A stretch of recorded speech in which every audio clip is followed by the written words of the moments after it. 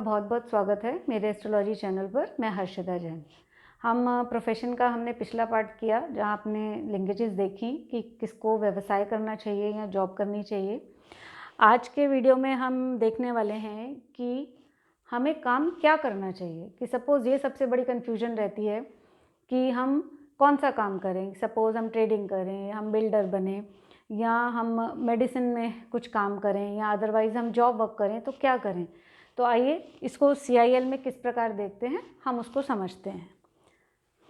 Suppose ये आपके 12 cusp हैं।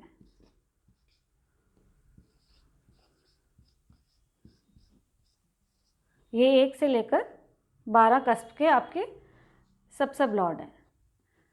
तो हमें ये देखना है कि 12 के 12 जो सब लॉर्ड हैं उनमें से कौन से कस्ब का सब लॉर्ड आपका 10th हाउस को इन्वॉल्व कर रहा है।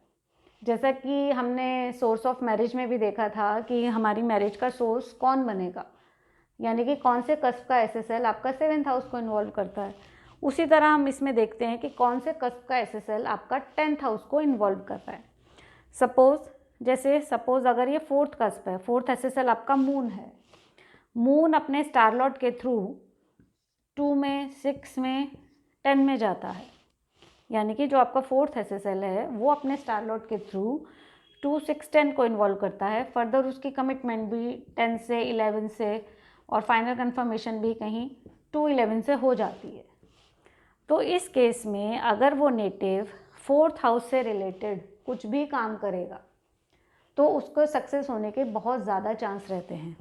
सपोज़ 4th हाउस से रिलेटेड वो क्या क्या कर सकता है। देखिए 4th हाउस क्या है। 4th हाउस है वो बिल्डर बन सकता है, वो कंस्ट्रक्शन के काम में जा सकता है।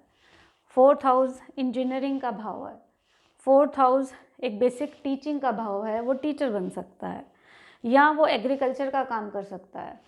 4th हाउस किसी भी तरह का मैन्युफैक्चरिंग कर सकता है। 4th हाउस आपकी मशीनरी का भाव है, यानी कि वो एक फैक्ट्री ओनर हो सकता है, या वो प्रॉपर्टी रिलेटेड कोई भी काम कर सकता है अगर उसका 4th SSL इस तरह की लिंकेज दिखाता है। इसी तरह सपोज उसका अगर सेकंड SSL 10th को इन्वॉल्व करता है, फर्दर सब लॉर्ड भी पॉजिटिव हाउसेज में जाता है, सब लॉर्ड भी पॉजिटिव हाउसेज में जाता है, यानी कि सेकंड हाउस अगर इस तरह की लिंकेज दिखाता है तो सेकंड हाउस से रिलेटेड वो क्या कर सकता है। सपोज वो ज्वेलरी का काम कर सकता है, वो फाइनेंस रिलेटेड काम कर सकता है, या वो अकाउंटेंट बन सकता है। अब अगर 3rd हाउस उसका पॉजिटिव लिंकेज दिखाता है तो उसे अगर 3rd हाउस से रिलेटेड वो काम करेगा तो 3rd हाउस से रिलेटेड क्या काम रहेगा। 3rd हाउस देखिए क्या है, वो प्रिंटिंग का काम कर सकता है, वो एक जर्नलिस्ट बन सकता है, कंप्यूटर रिलेटेड, कंप्यूटर सॉफ्टवेयर का भी घर 3rd हाउस है, या जितना भी आजकल ये जो हम ऑनलाइन काम करते हैं कंप्यूटर रिलेटेड वो 3rd हाउस है। 3rd हाउस हमारे मीडिया का है, ठीक, और या 3rd हाउस लाइजनिंग का काम वो कर सकता है, तो इससे रिलेटेड वो काम कर सकता है। क्योंकि देखिए कस्पल इंटरलिंक्स क्या है, कस्पल इंटरलिंक्स में हमें भाव का ही फल मिलना है, इसलिए हमने हाउसेस पे ज़्यादा जोर दिया है। अब अगर उसका 5th SSL, अच्छा एक चीज़ और मैं आपको बताऊं, सपोज़ एक इंसान है वो आपके पास आता है और वो कहता है, अब वो काम कर रहा है, सपोज़ वो शेयर मार्केट में है, वो स्टॉक मार्केट का काम करता है, लेकिन वो अपने काम से बहुत परेशान है, उसको सफलता नहीं मिल रही है। तो जब आप उसका चार्ट देखेंगे तो आप उसके चार्ट में देखेंगे कि जो उसका 5th SSL है, हो सकता है कि वो 2 को और 10 को इन्वॉल्व कर रहा है, और फर्दर जो उसका सब लॉर्ड है कहीं 8 में और 9 में जा रहा है, सपोज 7 में 11 भी है, फर्दर भी कहीं उसका 8 आ रहा है, और चलिए 2 भी आ रहा है, 11 भी आ रहा है। अब इस केस में क्या होगा, देखिए स्टॉक मार्केट में पैसे का बहुत लेन देन रहता है, तो यानी कि उसके सेकंड हाउस की इन्वॉल्वमेंट हो रही है। अब अगर सब लॉर्ड कहीं 8 में और 9 में जा रहा है तो यानी कि सेकंड हाउस की अगर इन्वॉल्वमेंट हुई है तो ये जो 8th हाउस है वहाँ से 7th पोजीशन बनेगी, और जो 9th है वहाँ से 8th पोजीशन बनेगी। तो ये उसके जो पैसा है धन के लिए बहुत नेगेटिव हो गया, यानी कि वो अपने पैसे का हमेशा लॉस करेगा, उसको कभी फ़ायदा नहीं होगा। और एक चीज़ और देखिए, अगर 10th हाउस की इन्वॉल्वमेंट हुई है तो ये 9th भी बहुत नेगेटिव करेगा उसको, और 8 के आने से वो टेंशन तनाव में तो रहेगा ही, और फर्दर अगर सब प्लॉट भी कहीं 8 में आ जाता है तो वो पैसा गवाएगा ही गवाएगा। तो अगर इस तरह के लिंकेज कहीं 5th हाउस दिखाता है तो इस तरह के नेटिव को स्टॉक मार्केट में नहीं जाना चाहिए। या अगर वो किसी, देखिए 5th हाउस किसका है, आर्ट का, कल्चर का, डिज़ाइनिंग का, स्पोर्ट्स का। कई लोग क्या करते हैं कि वो कहते हैं कि सपोज़ क्रिकेट में जाना चाहते हैं या स्पोर्ट्स में जाना चाहते हैं, लेकिन वो सक्सेसफुल नहीं हो पा रहा है। तो जब हम उनका चार्ट देखते हैं तो उसका 5th जो SSL है वो इस तरह के लिंकेजेस दिखा रहा है।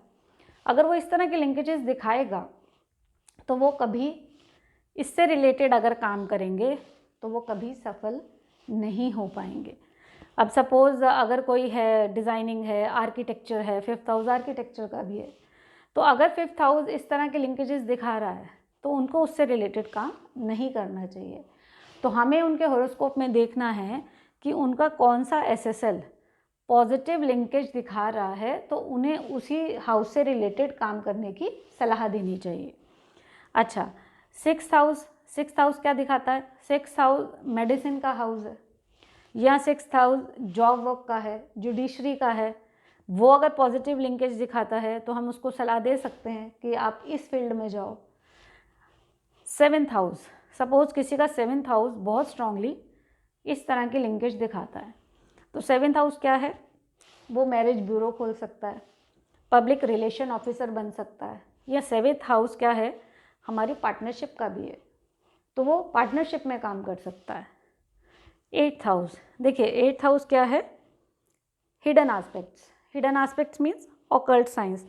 अगर किसी को ऑकल्ट साइंस में इंटरेस्ट है तो हम उसको सलाह दे सकते हैं, अगर उसका 8th हाउस बहुत स्ट्रांग है, हम उसको ये सलाह दे सकते हैं कि वो पेट्रोलियम इंजीनियरिंग कर सकता है।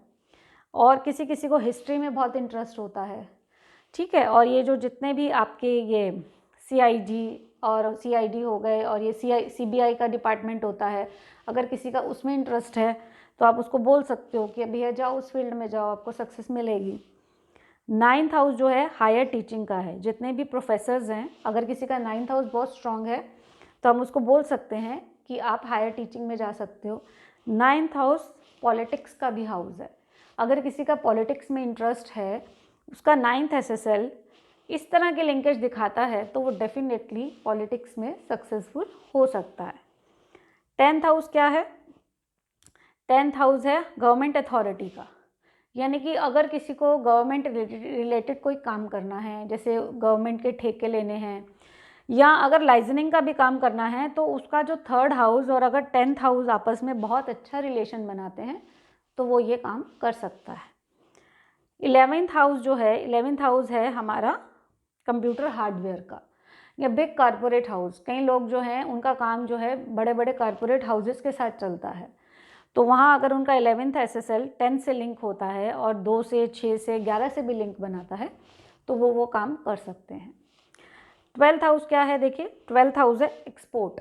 कई लोग एक्सपोर्ट में बहुत इंटरेस्टेड रहते हैं, तो उसके लिए क्या है, उनका जो 12th SSL रहेगा वो 2, 6, 10, 11 का सिग्निफिकेटर बनना चाहिए। अगर उनका 12th SSL 5, 8, 12 का सिग्निफिकेटर बनेगा तो उन्हें कभी भी एक्सपोर्ट नहीं करना चाहिए। क्यों? क्योंकि जो 5, 8, 12 हैं आपके अपोनेंट के 2, 6, 11 हो जाते हैं, उस केस में क्या होगा, आपको कभी सक्सेस नहीं मिलेगी, आप पैसा नहीं बनाओगे, आपका जो अपोनेंट है सारा का सारा फ़ायदा उसका रहेगा। 12th हाउस फॉरेन लैंग्वेज का है, फॉरेन लैंग्वेज में कोई अपना करियर बना सकता है। 12th हाउस जेल अथॉरिटी का है, हॉस्पिटल का है, किसी की हॉस्पिटल में सप्लाई हो सकती है, ठीक। और 3rd हाउस साथ ही साथ जैसे ट्रेडिंग का है, कमीशन का है, और 8th हाउस इंश्योरेंस का है। तो इस तरह से 12 के 12 SSL को पढ़कर जो भी SSL आपका 2, 6, 10, 11 का स्ट्रॉन्ग सिग्निफिकेटर बनता है तो हमें सलाह देनी चाहिए कि इससे रिलेटेड काम करो। लेकिन यहाँ फिर वही बात आ जाती है कि सारा का सारा जो वो रहता है वो सिर्फ आपके चार्ट का प्रॉमिस रहता है। अगर आपके चार्ट का प्रॉमिस ही अच्छा नहीं है, सपोज़ अगर आपका असेंडेंट ही बहुत वीक है, तो वो इंसान अगर कुछ भी काम करता है तो उस काम में उसको बहुत ज़्यादा सफलता नहीं मिलती, एक एवरेज सफलता मिलती है, क्योंकि जो चीज़ हमारी असेंडेंट दिखाएगा, जो प्रॉमिस हमारा असेंडेंट दिखाएगा और जो प्रॉमिस हमारा 10th SSL दिखाएगा, हमें उसी हिसाब से ही सफलता मिलेगी। लेकिन फिर भी ये है कि अगर हम कोई ना कोई एक कस्प तो ऐसा ज़रूर होता है जो पॉजिटिव हाउस से लिंक होता है, जिसमें नेगेटिव हाउस कम होते हैं। तो इंसान अगर उस हाउस से रिलेटेड काम करता है, सफलता तो उसे अपने असेंडेंट और 10th SSL के प्रॉमिस के हिसाब से ही मिलनी है, लेकिन उसमें फिर उसकी परेशानियां थोड़ी कम हो जाती हैं। तो इस तरह से हम चूज़ करके किसी को भी सलाह दे सकते हैं कि वो किस हाउस से रिलेटेड काम करें। आई होप आपको ये अब अच्छे से समझ आ गया होगा। तो आपको अगर आज का वीडियो अच्छा लगा हो तो प्लीज़ लाइक और शेयर कीजिए और चैनल को सब्सक्राइब ज़रूर कीजिए। वीडियो को देखने के लिए आपका बहुत बहुत धन्यवाद।